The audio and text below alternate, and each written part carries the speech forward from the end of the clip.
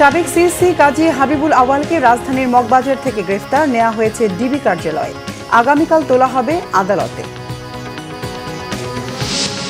Mob justice নামের ভয়ঙ্কর হিংসা মানবতার জন্য হুমকি বলেছেন তারেক রহমান। গণতন্ত্রের ধারাবাহিকতা রক্ষা না হলে একমাত্রিক রাষ্ট্র ব্যবস্থা ফেরার শঙ্কা। একই ব্যক্তির 10 বছরের বেশি প্রধানমন্ত্রী না থাকার বিষয়ে রাজি হলেও এনসিসিতে আপত্তি বিএনপির। এনসিসির নাম পরিবর্তনের প্রস্তাব ঐকমত্য কমিশনের। আদালতের রায় ও ইসির গেজেট অবজ্ঞা করে সংবিধান লঙ্ঘন করেছে স্থানীয় সরকার মন্ত্রণালয়। অভিযোগ ইশরাক হোসেনের। আসিফ মাহমুদকে জাতির কাছে ক্ষমা চাওয়ার আহ্বান।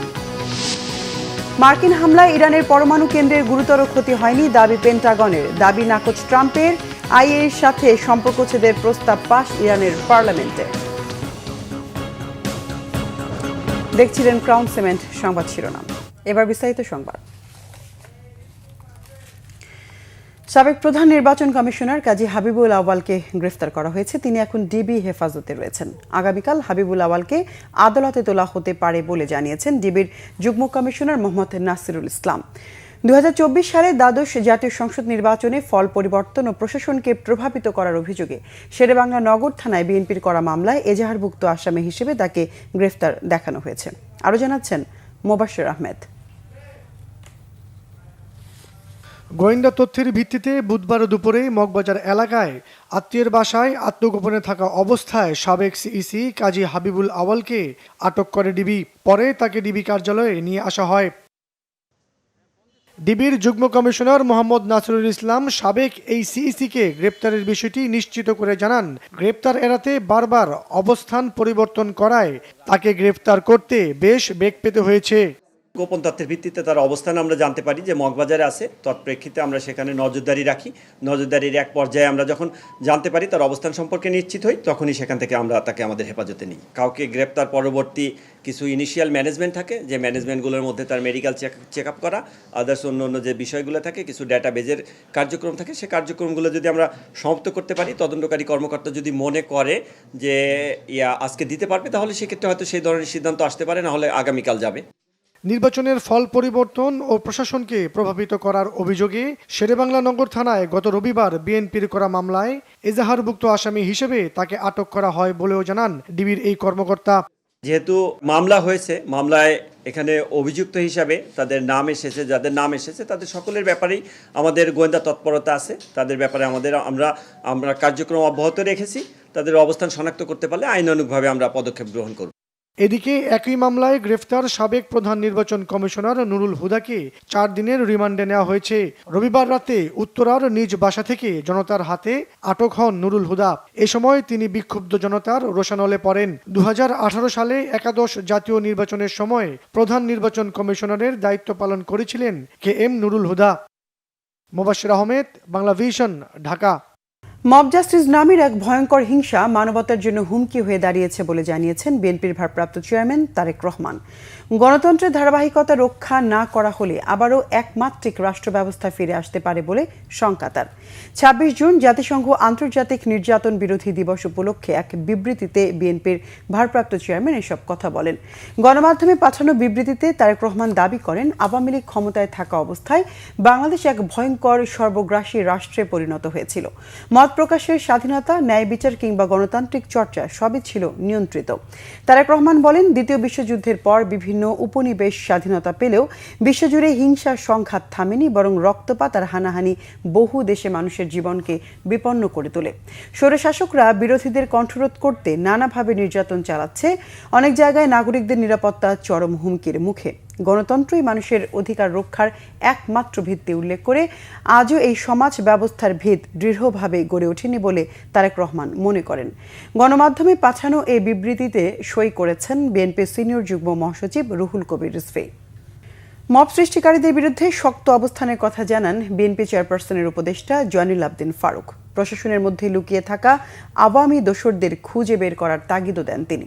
এদিকে স্থানীয় সব নির্বাচনের আগে জাতীয় সংসদ নির্বাচনের দাবি করেছেন বিএনপির সিনিয়র যুব মহাসচিব রুহুল কবির রিজভী। রিপোর্ট করছেন সিকান্দার রেমা। জাতীয় প্রেস ক্লাবের সামনে এক প্রতিবাদী যুব সমাবেশে জয়নুল আবদিন ফারুক বলেন, অতীতে বিএনপির সিনিয়র নেতাদের হেনস্থা করা হয়েছে, অনেককেই হত্যা ও গুম করা হয় সে সময়, কিন্তু তারপরও বিএনপির অবস্থান যে কোনো মবের বিরুদ্ধে। মব সৃষ্টিকারীদের খুঁজে বের করার কথা বলেন তিনি। পুলিশ চাইলে,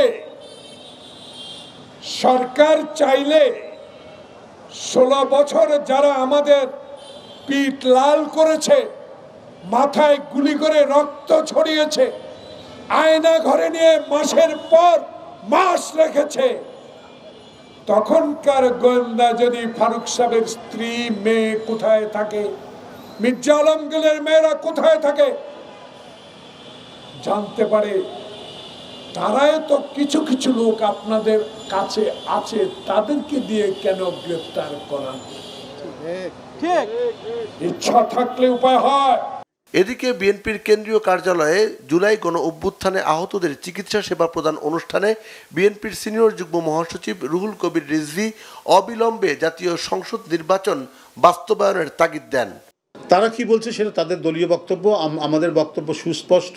প্রথমেই জাতীয় নির্বাচন দিতে হবে, কারণ একটি নির্বাচিত জাতীয় সরকার, সেই সরকারের অধীনে প্রতিটি নির্বাচন যদি হয় সেখানে ক্রেডিবিলিটি বাড়বে এবং জনগণ দেখবে যে সরকার তো হয় নির্বাচিত সরকার, তো সেই সরকারের অধীনে নির্বাচনগুলো সুষ্ঠু হচ্ছে কিনা। যারা নির্বাচিত হবেন তারাই দেখাবেন যে নির্বাচন সুষ্ঠু হতে পারে। বিএনপি নেতারা বলেন, পুলিশ প্রশাসন চাইলে যে কোনো অপরাধীকে আইনের আওতায় আনতে পারে। গত 16 বছর যারা নির্যাতন চালিয়েছে তাদের বিচার দাবি করেন তারা। সিকান্দার রেমান, বাংলাভিশন, ঢাকা। প্রধানমন্ত্রীর মেয়াদ 10 বছরের বেশি নয়, জাতীয় ঐক্যমত্য কমিশনের এমন প্রস্তাবে রাজি বিএনপি, কিন্তু জাতীয় সাংবিধানিক কাউন্সিল এনসিসির বিপক্ষে দলটি। তবে আজ এনসিসির নাম পরিবর্তন করে 7 সদস্যের সাংবিধানিক ও সংবিধিবদ্ধ প্রতিষ্ঠানগুলোর নিয়োগ কমিটি করার প্রস্তাব দেয় জাতীয় ঐক্যমত্য কমিশন। এই কমিটির বিষয়ে বিএনপির অবস্থানের বিরোধিতা করেছে জামাত, এনসিপি সহ অন্যান্য রাজনৈতিক দলগুলো। এছাড়া সংবিধান ও রাষ্ট্রীয় মূলনীতি নিয়েও বুধবারের বৈঠকে মতবিরোধ হয় দলগুলোর মধ্যে। নাবিল জাহাঙ্গীরের রিপোর্ট। 2 দিন বিরতির পর বুধবার সকাল 11টায় রাজধানীর ফরেন সার্ভিস একাডেমিতে শুরু হয় 30টি রাজনৈতিক দলের সাথে জাতীয় ঐকমত্য কমিশনের দ্বিতীয় দফার 6ষ্ঠ দিনের বৈঠক। জাতীয় সাংবিধানিক কাউন্সিলের নাম নিয়ে বিতর্ক থাকায় এদিন তা পরিবর্তন করে 7 সদস্যের সাংবিধানিক ও সংবিধিবদ্ধ প্রতিষ্ঠানগুলোর নিয়োগ কমিটি করার প্রস্তাব দেয় কমিশন। অবশ্যই সাংবিধানিক পদগুলোতে নিয়োগের এমন একটা কর্তৃপক্ষ তৈরি করা দরকার, এমন একটা কমিটি তৈরি করা দরকার যেখানে সরকারি দল, বিরোধী দল এবং বিচার বিভাগ এর প্রতিনিধিত্ব থাকবে। প্রধানমন্ত্রীকে প্রায় রাশিয়ার জারের মতন ক্ষমতা তাকে দেওয়া হয়েছিল, তাহলে এই ব্যবস্থার একটা গুণগত পরিবর্তন দরকার। এ বিষয়ে অধিকাংশ রাজনৈতিক দল একমত হয়, তবে বিএনপি জানায় এ ধরনের কমিটি নির্বাহী বিভাগের ক্ষমতাকে সংকুচিত করবে। 10 বছরের বেশি কোনো ব্যক্তি প্রধানমন্ত্রী থাকতে পারবেন না, এই বিষয়ে আমরা একমত। তবে এই জাতীয় সংস্থাগুলো এনসিসি বা সাংবিধানিক নিয়োগ কমিটি, এই জাতীয় সংস্থাগুলো দিয়ে নির্বাহী বিভাগের সমস্ত কর্মকাণ্ডকে সমস্ত জায়গায় ইন্টারফেয়ার করার যেখানে সম্ভাবনা থাকে সবটা গ্রহণ করতে পারবো না, তখন আমাদের 31 দফা মাফিক আমাদেরকে যেতে হবে। যে বাংলাদেশে যে কারণে একটা অভ্যুত্থান সংগঠিত হলো, সে অভ্যুত্থানের মধ্য দিয়ে আমরা নতুন কাঠামোর মধ্য দিয়ে, নতুন একটা গণতান্ত্রিক পদ্ধতির মধ্য দিয়ে রাষ্ট্রকে পরিচালনা করব।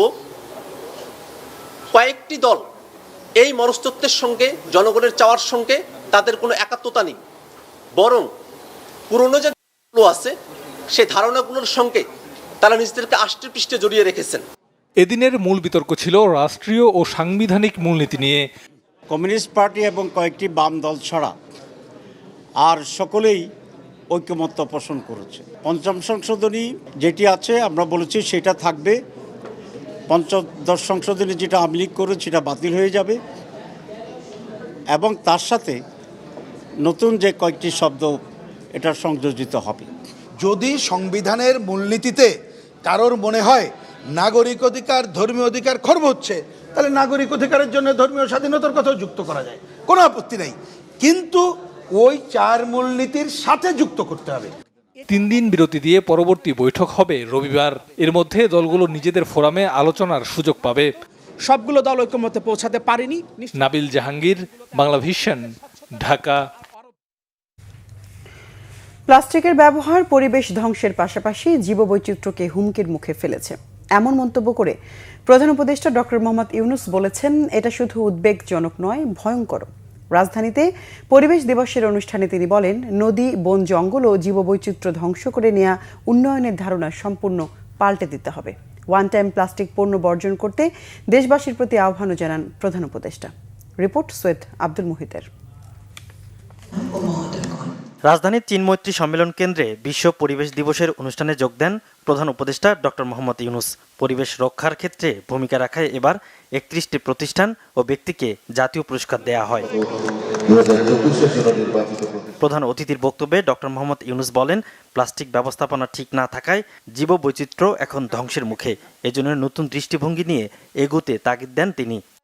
প্রকৃতির সঙ্গে তাল মিলিয়ে চলার কথা, সেটা তাল মিলিয়ে না চলে উল্টো দিকে চলে। দোষটা প্রকৃতি না, দোষটা হলো প্রকৃতি বিধ্বংসী এক জীব যার নাম মানুষ।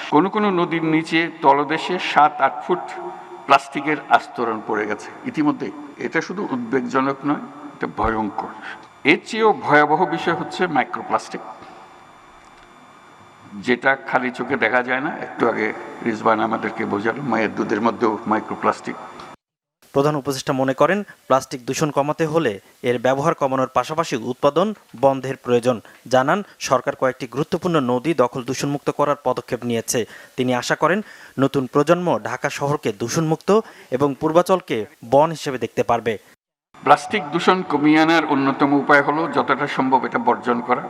বর্জনটা তো হলো লাগবে জন্ম লাভ করার পরে। আমার তো ধারণা তো গোড়াতে যেতে হবে, তার উৎপাদনই বন্ধ করা। বর্জন তো একজন উৎপাদন করে ফেলেছে, তারপর বলছে সেটা বর্জন করো, এই দুজনে লেগে গেল। গোড়াতে যদি আমরা উৎপাদনটাই বন্ধ করতে পারি, তাহলে আর বর্জনের প্রশ্ন আমাদের আর থাকে না, আমাদের এই সমস্যার মধ্যে আমরা পড়ি না। আমি দেশের সকল নাগরিকের প্রতি ওয়ান টাইম প্লাস্টিক পণ্য ব্যবহার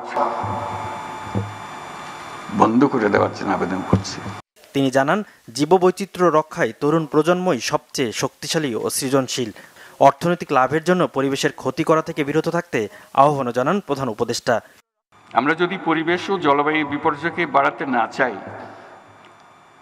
অবশ্যই আমাদের পরিবেশ বান্ধব উন্নয়নে নজর দিতে হবে। নদী ধ্বংস করে, বন জঙ্গল উজাড় করে, জীববৈচিত্র্য ধ্বংস করে যা হয় সেটা অন্য যাই কিছু হোক, অবশ্যই এটা উন্নয়ন নয়। পরিবেশের দায়িত্ব সরকারের উপরে তুলে দিয়ে নাগরিকরা পায়ের উপর পা তুলে নিজেদেরকে নির্ভর মনে করলে তবে পরিবেশের আর রক্ষা নাই। উদ্বোধনী অনুষ্ঠানে একটি সোনালু গাছের চারা রোপণ করে বৃক্ষরোপণ অভিযানের উদ্বোধন করেন প্রধান উপদেষ্টা। সৈয়দ আব্দুল মুহিত, বাংলা ভিশন, ঢাকা। আদালত অবমাননার মামলায় শেখ হাসিনার পক্ষে রাষ্ট্রের নিয়োগ দেয়া আইনজীবী আমিনুল গনি টিটুকে নিয়ে বিতর্ক তৈরি হওয়ায় তার নিয়োগ বাতিল করেছে আন্তর্জাতিক অপরাধ ট্রাইব্যুনাল। শেখ হাসিনার ফাঁসি চেয়ে তার আগের এক পোস্ট উল্লেখ করে সামাজিক যোগাযোগ মাধ্যমে নানা সমালোচনার পর ট্রাইব্যুনাল এই সিদ্ধান্ত নেয়। মামলার নতুন স্টেট ডিফেন্স হিসেবে আমির হোসেনকে নিয়োগ দিয়েছে ট্রাইব্যুনাল। গ্যালমান শফির রিপোর্ট।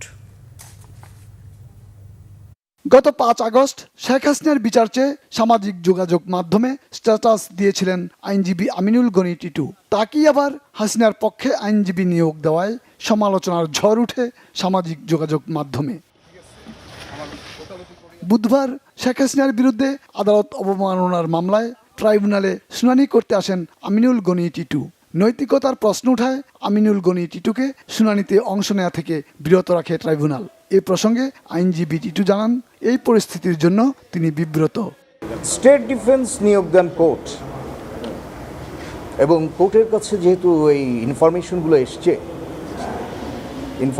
এসছে যে আমি যিনি এই মামলার যিনি অ্যাকিউজড তার বিরুদ্ধে আমার পোস্ট ছিল, তো আমারও আজকে কোর্টের সঙ্গে কথা বলে, কারণ কোর্টও আমার সঙ্গে খুব খোলামেলাই কথা বলেছেন, যে তাতে করে আমার মনে হয়েছে যে আমার এখান থেকে প্রত্যাহার করা উচিত, এবং সেই কারণে আমি প্রত্যাহার করেছি। আমি একজন আইনজীবী হিসাবে আমার 36 বছরের ক্যারিয়ার কোনো স্পট নেই। আজকের এই পুরো ঘটনার ভেতর দিয়ে আমি খুব বেশি আমাকে বলতেই পারি যে আমি একটু এম্বারাসিং একটা সিচুয়েশনের ভিতর পড়ছি।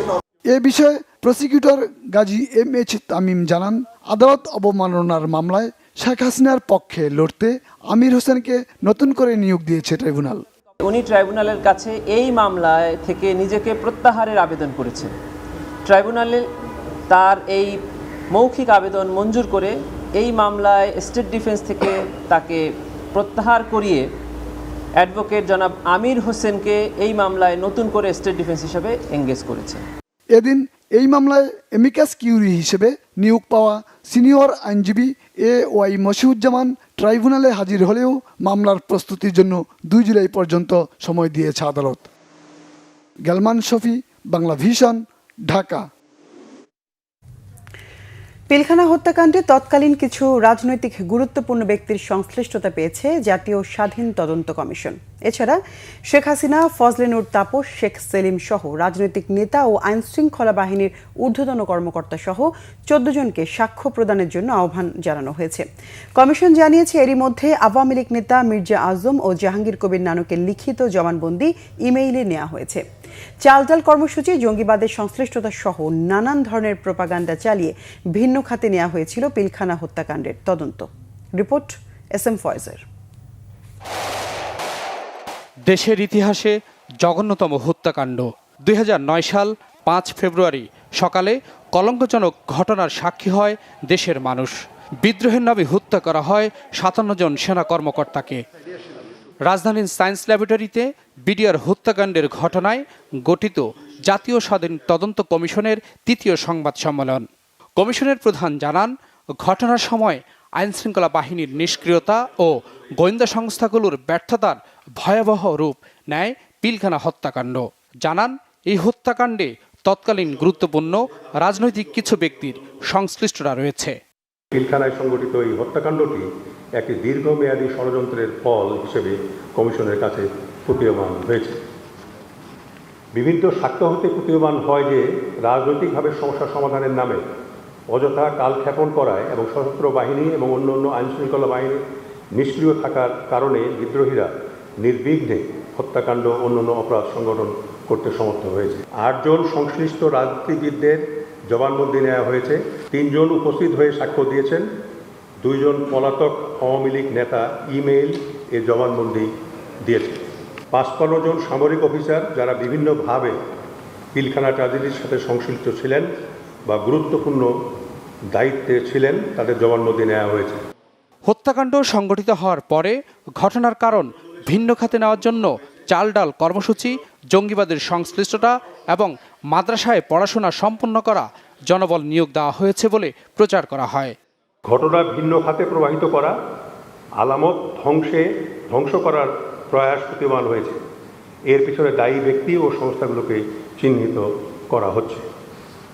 পিলখানায় হত্যাযজ্ঞ চলাকালে কিছু গণমাধ্যম পক্ষপাতদুষ্ট সংবাদ প্রচার করার মাধ্যমে বিদ্রোহ উস্কে দিয়েছে এবং একই সাথে পরিকল্পিতভাবে সামরিক অফিসারদের ভাবমূর্তি ক্ষুণ্ণ করার প্রয়াস চালিয়েছে বলে প্রতীয়মান হয়েছে। তদন্তকে ভিন্ন খাতে প্রবাহিত করবার জন্য জঙ্গিবাদকে আনার চেষ্টা করা হয়েছে। 1, 2 নম্বর হলো যে মাদ্রাসার ছাত্রদেরকে ব্যাপকভাবে বিডিআরে নেওয়া হয়েছে 35%-এর মতো, এরকমও কথা বলা হয়েছে। এখনও 50 জনের সাক্ষ্য গ্রহণ এবং কিছু বিদেশি ও সংস্থার কাছ থেকে তথ্য সংগ্রহ বাকি থাকায় আগামী 30 সেপ্টেম্বর পর্যন্ত চূড়ান্ত তদন্ত প্রতিবেদন দাখিলের সময় বৃদ্ধির অনুরোধ করা হয়েছে বলে জানিয়েছে commission. SM Foyez, Bangla vision, Dhaka. BNP নেতা ইশরাক হোসেন বলেছেন, আদালতের রায় এবং নির্বাচন কমিশনের গেজেট অবজ্ঞা করে সংবিধান লঙ্ঘন করেছে স্থানীয় সরকার মন্ত্রণালয়। এজন্য উপদেষ্টা আসিফ মাহমুদকে জাতির কাছে ক্ষমা চাওয়ার আহ্বান জানিয়েছেন তিনি। স্থানীয় সরকার উপদেষ্টাকে সতর্ক করে দিয়ে ইশরাক হোসেন বলেন, আন্দোলনে অংশ নেওয়া কর্মকর্তা কর্মচারীদের সঙ্গে প্রতিহিংসামূলক কোনো ব্যবস্থা নেওয়া হলে আবারও কঠোর আন্দোলন করা হবে, যা নগর ভবনের গণ্ডি পেরিয়ে রাজপথে ছড়িয়ে পড়বে বলেও হুঁশিয়ারি দেন তিনি। মুহিবুল্লাহ মুহিবের রিপোর্টে বিস্তারিত। আদালতের রায় এবং নির্বাচন কমিশনের গেজেটকে অবজ্ঞা করে ঢাকা দক্ষিণ সিটি কর্পোরেশনের মেয়র হিসেবে শপথ না পড়ানো এবং ঢাকাবাসীর আন্দোলন নিয়ে নিজের অবস্থান পরিষ্কার করতে জাতীয় প্রেস ক্লাবে সংবাদ সম্মেলনে উপস্থিত হন বিএনপি নেতা ইশরাক হোসেন। এ সময় তিনি বলেন, সিটি কর্পোরেশন এবং ঢাকায় নতুন প্রতিষ্ঠিত একটি রাজনৈতিক দলের প্রভাব এবং আধিপত্য বিস্তারের জন্যই তাকে মেয়র হিসেবে শপথের আয়োজন করেনি স্থানীয় সরকার মন্ত্রণালয়। এই আন্দোলন মেয়র হবার জন্য নয়, বরং আইনের শাসন প্রতিষ্ঠার লড়াইয়ের অংশ হিসেবেই এটি করা হয়েছে বলেও জানান ইশরাক হোসেন।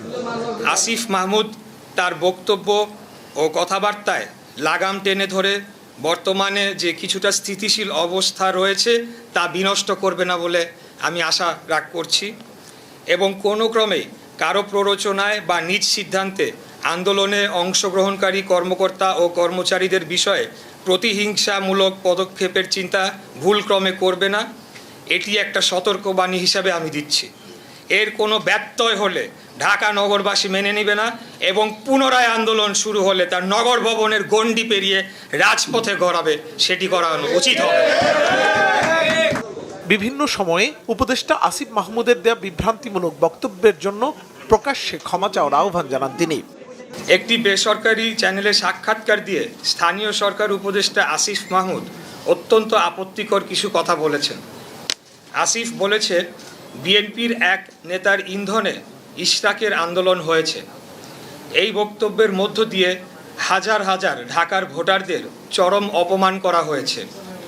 ঝড় বৃষ্টি তীব্র রোদ উপেক্ষা করে দিনের পর দিন শারীরিক ও মানসিক পরিশ্রম করে আন্দোলন করা ঢাকার এই জনগোষ্ঠীকে এই একটি বাক্য উচ্চারণের মধ্য দিয়ে নাগরিক থেকে পশুর মর্যাদায় নিয়ে যাওয়া হয়েছে।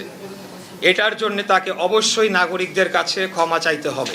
আসিফ আরেকটা কথা বলেছে, ইশরাককে মিসগাইড করা হয়েছে।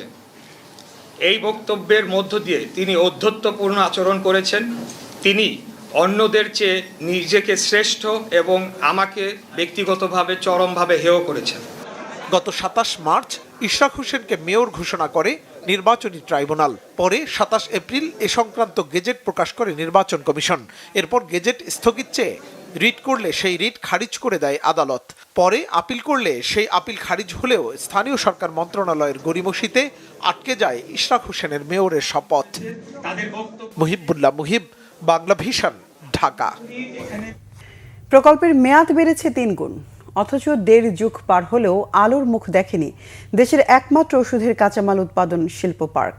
উদ্যোক্তারা বলছেন, উৎপাদনে যেতে প্রয়োজনীয় জ্বালানি এবং শিল্প পার্কের অন্যান্য সুযোগ সুবিধা এখনও পর্যাপ্ত নয়। তবে বিসিক চেয়ারম্যান বলছেন, সব বাধা কাটিয়ে 6 মাসের মধ্যেই দৃশ্যমান উৎপাদনে যাবে শিল্প পার্কটি।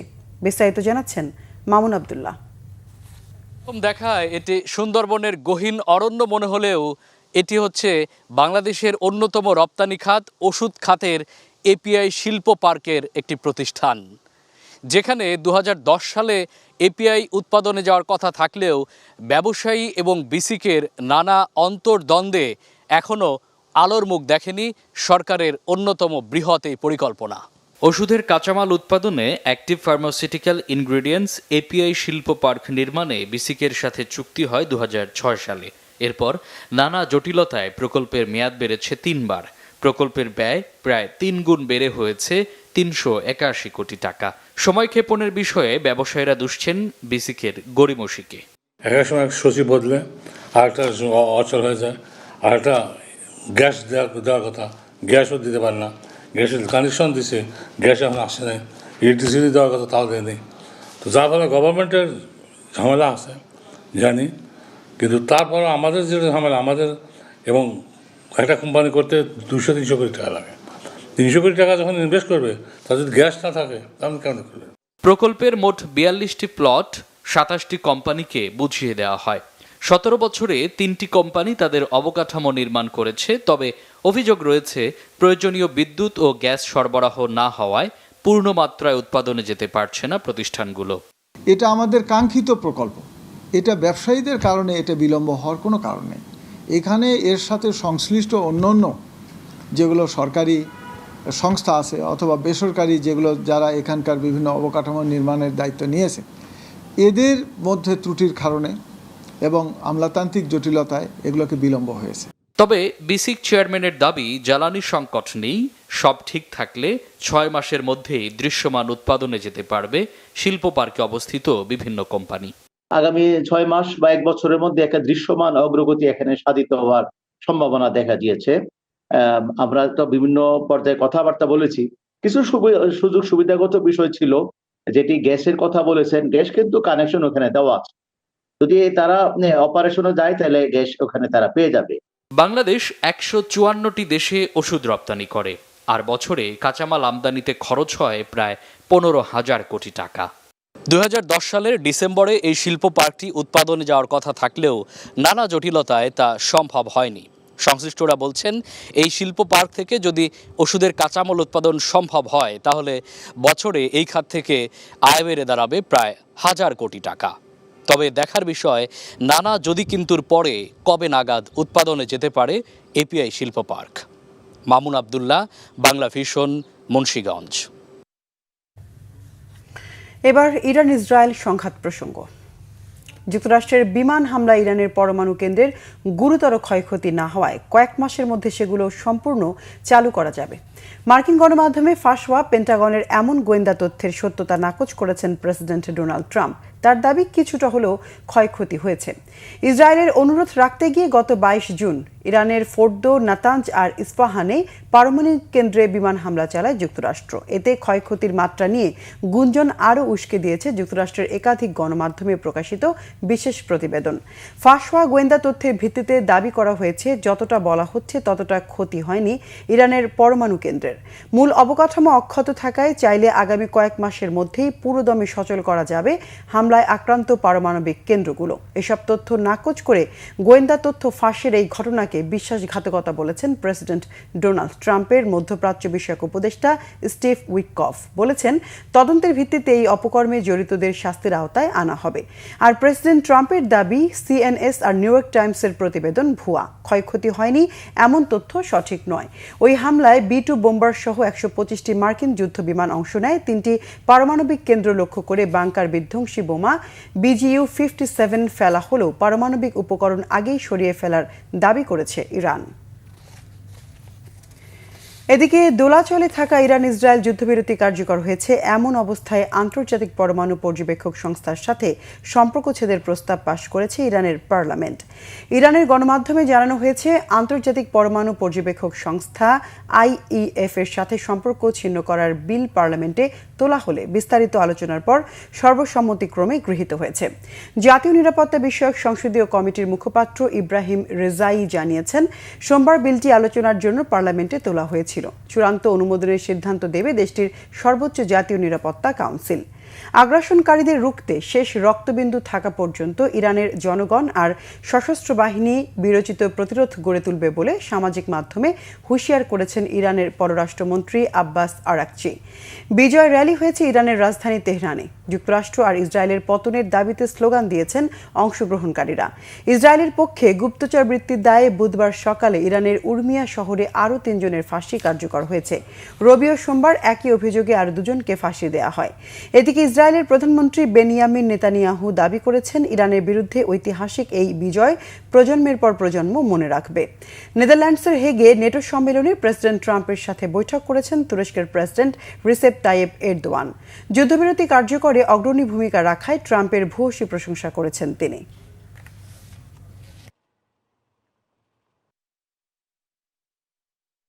স্বরাষ্ট্র উপদেষ্টা অবসরপ্রাপ্ত লেফটেন্যান্ট জেনারেল জাহাঙ্গীর আলম চৌধুরী জানিয়েছেন, আইনশৃঙ্খলা পরিস্থিতি ভালো হলেও মাদক আর দুর্নীতি নিয়ন্ত্রণ হয়নি। বহনকারী নয়, মাদকের গডফাদারদের ধরতে সরকার চেষ্টা করছে বলে জানান তিনি।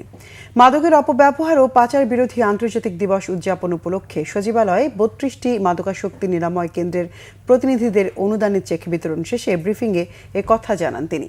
স্বরাষ্ট্র উপদেষ্টা জানান, মাদক আর দুর্নীতি দেশের সবচেয়ে বড় শত্রু। মাদক বন্ধে এলাকাভিত্তিক তৎপরতার পরিবর্তে গডফাদারদের ধরা হবে বলে জানান তিনি। শুধু বাংলাদেশে পাচারের জন্যই ভারতে ফেন্সিডিল তৈরি হয় বলে মন্তব্য করেন স্বরাষ্ট্র উপদেষ্টা। যেভাবেই হোক না কেন সমাজ থেকে মাদক নির্মূল করার হুঁশিয়ারি দেন স্বরাষ্ট্র উপদেষ্টা। নির্বাচন কমিশন জামাত ইসলামের নিবন্ধন ফিরিয়ে দেওয়ার মাধ্যমে আগামী দিনে নির্বাচন করতে আর কোনো বাধা থাকলো না বলে জানিয়েছেন দলটির সহকারী সেক্রেটারি জেনারেল হামিদুর রহমান আজাদ। বুধবার প্রধান নির্বাচন কমিশনের সাথে বৈঠক শেষে তিনি বলেন, নির্বাচনের লেভেল প্লেইং ফিল্ড নিশ্চিতে নির্বাচন কমিশনকে ভূমিকা রাখতে হবে। আর সংসদে আনুপাতিক হারে প্রতিনিধিত্বের কথাও জানান তিনি। অন্তর্বর্তীকালীন সরকারের অধীনে স্থানীয় নির্বাচন চায় জানিয়ে জামাত ইসলামী জানায়, নির্বাচিত সরকারের অধীনে স্থানীয় নির্বাচন হলে জনমতের প্রতিফলন হয় না, ভোট নিরপেক্ষ হয় না। জাতীয় নির্বাচনের আগে স্থানীয় সরকার নির্বাচনেরও দাবি জানায় দলটি। সিসির সাথে সকাল 11টায় নির্বাচন কমিশন ভবনে বৈঠকে জামাতের সহকারী সেক্রেটারি জেনারেল হামিদুর রহমান আজাদের নেতৃত্বে 3 সদস্যের প্রতিনিধি দল অংশ নেন। সংবাদ শেষ করব ক্রাউন সিমেন্ট শিরোনামগুলো আরেকবার জানিয়ে। সাবেক সিসি কাজী হাবিবুল আওয়ালকে রাজধানীর মগবাজার থেকে গ্রেফতার নেওয়া হয়েছে ডিবি কার্যালয়ে, আগামীকাল তোলা হবে আদালতে।